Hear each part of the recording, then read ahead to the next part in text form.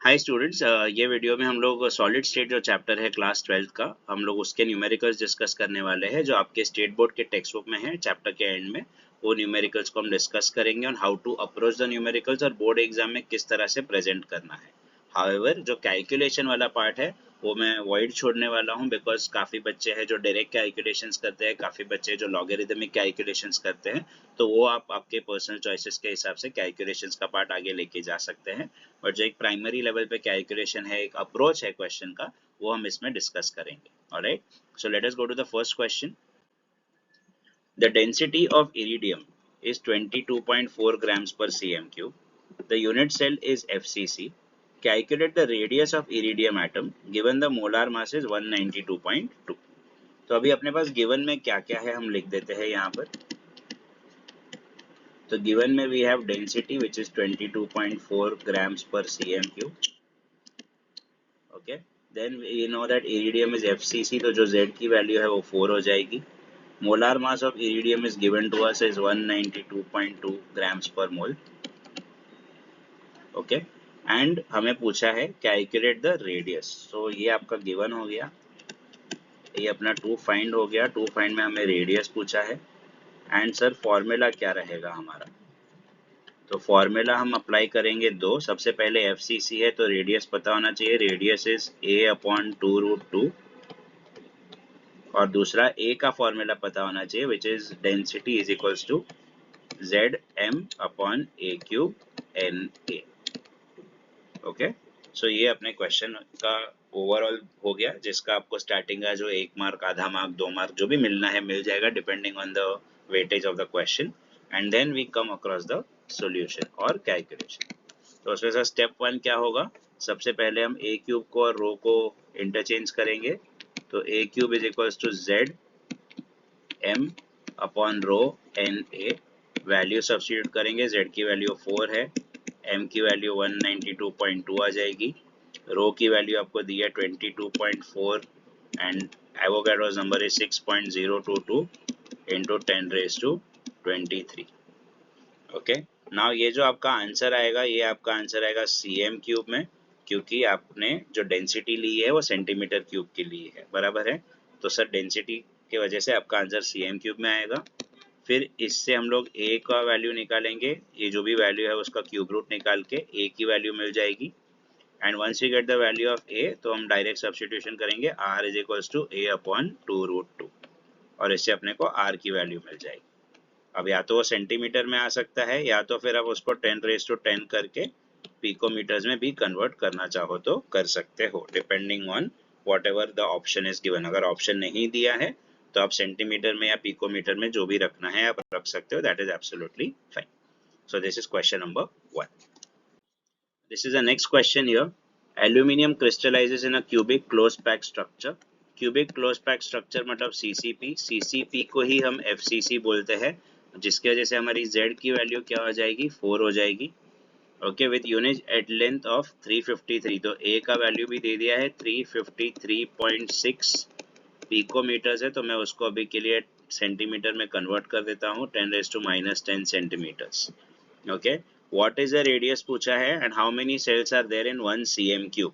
So total volume हमारे पास है, total volume है 1 cm cube, ये हमारा गिवन हो गया। ओके, ऊपर गिवन लिख दीजिएगा। टू फाइंड में हमारे पास क्या है, टू फाइंड में हमारे पास है सबसे पहले रेडियस एंड दूसरा है number of unit cells. Okay, फिर हमारा पास आ जाता है फॉर्मूला। फॉर्मूला में रेडियस और edge length, so we already know because FCC है, तो radius is equals to a/2√2 which is direct, that is not a problem. और दूसरा है नंबर ऑफ यूनिट सेल्स। तो नंबर ऑफ यूनिट सेल्स का formula with respect to volume is what, तो number of unit cells is equal to total volume upon volume of 1 unit cell. Okay, total volume upon volume of 1 unit cell. तो इसका जो solution है उसको हम लोग दो पार्ट्स में डिवाइड करेंगे, बिकॉज R अलग है और टोटल वॉल्यूम वाला पार्ट अलग है। तो R is equals to A, तो 353.6 इंटू 10⁻⁻10 अपॉन 2√2। ये आपको सॉल्व करना है तो 10⁻⁻10 लेके करना है तो कर सकते हैं, नहीं लेंगे तो भी कोई दिक्कत नहीं है। अगर -10 रखा है तो आंसर सेंटीमीटर में आएगा, और अगर नहीं रखा है तो आंसर पिकोमीटर में आएगा। वो जो भी आपको कन्वर्ट करना है आप उसके हिसाब से मैनेज कर सकते हैं।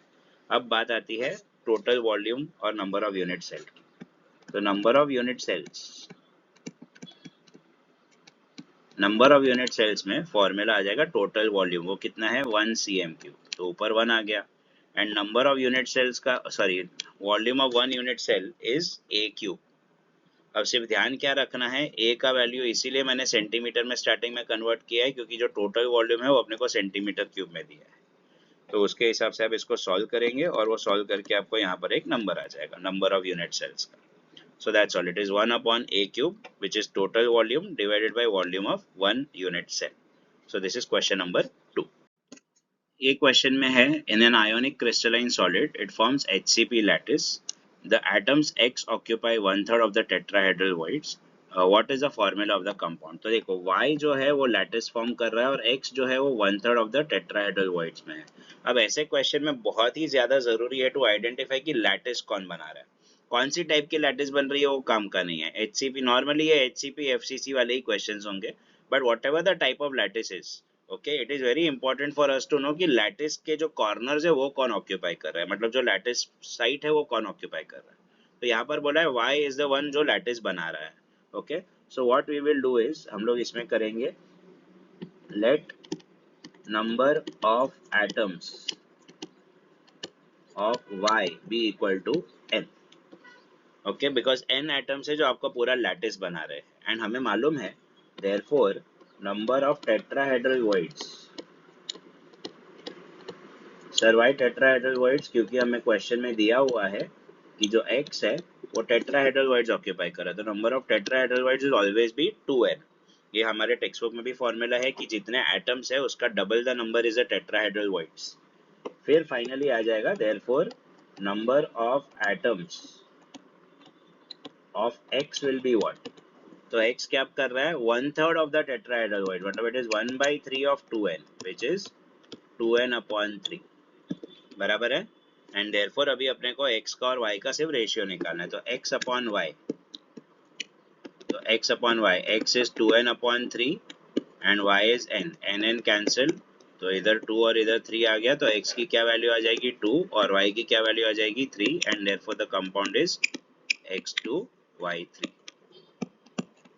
बराबर है। सो ये टाइप के क्वेश्चन भी पॉसिबल है, ये काफी कॉमनली सीईटी में भी पूछे जाते हैं। तो ध्यान रखना ये है कि कौन सा एटम अपना लैटिस में है और कौन सा एटम वॉइड्स में है, और वॉइड्स में भी ध्यान रखना है कि टेट्राहेड्रल वॉइड्स है तो 2n होगा और ऑक्टाहेड्रल वॉइड है तो n होगा, ये भी ध्यान रखना है। Okay, so this is question number 3। Okay, so this is the last question. Actually इसके बाद भी टेक्स्ट बुक में एक क्वेश्चन है बट बिकॉज उसमें डेटा इनकम्प्लीट है इसलिए मैंने वो क्वेश्चन कंसिडर नहीं किया है। But so from all the data given this is the last question.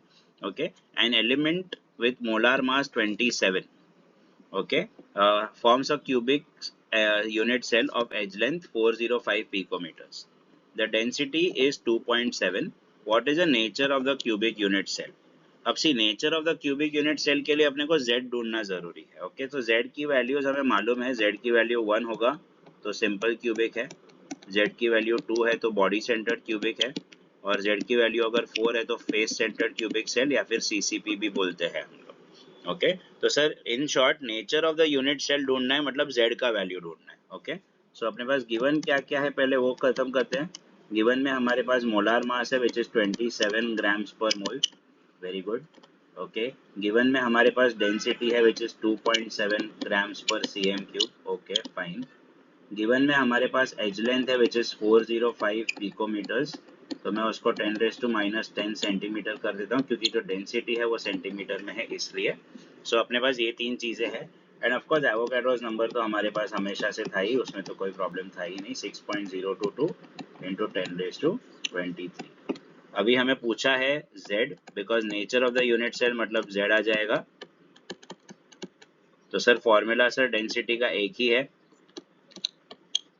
जो हमने फर्स्ट क्वेश्चन में भी यूज किया था, z m/a³ Na। okay, and therefore Z is equals to rho a cube na upon m. तो रो क्या है 2.7, ए cube क्या लेंगे 405 into 10 raised to minus 10 the whole cube. Avogadro's number of course 6.022 into 10 raised to 23 and नीचे molecular weight which is 27. तो ये 2.7 है 27 है, ये 10 हो जाएगा, एक जीरो इसके साथ कैंसिल कर देंगे तो 22 हो जाएगा. अब बस आपको ये जो बचा हुआ वैल्यूज है 405 का क्यूब आ जाएगा, फिर 6.022 बचा है और यहाँ पर 10 रेज टू माइनस 30 है और ये प्लस 22 है, तो सब मिला के कितना बचा 10 रेज टू माइनस 8. ओके, तो देखो ना 10 टू द पावर माइनस 10 है एंड दैट रेज टू 3 है, तो दोनों मल्टीप्लाई हो जाएंगे लॉ ऑफ इंडाइसिस के हिसाब से, तो माइनस 30 हो गया और वहाँ पर 22 प्लस में बचा है, तो माइनस 30 प्लस 22 माइनस 8. अब आपको सिर्फ इसको सॉल्व करना है, ये सॉल्व करके सब कुल मिला के आंसर आपका 4 के आसपास आएगा एंड बिकॉज वो 4 आएगा इसलिए जो आपका यूनिट सेल है वो FCC या तो CCP होगा. So these are the questions जो आपके टेक्स्ट बुक के पीछे है and how to approach them. I hope this video was useful. In the next video we'll try to make the chapter questions of the chapter solutions and colligative properties. So all the best guys, thank you.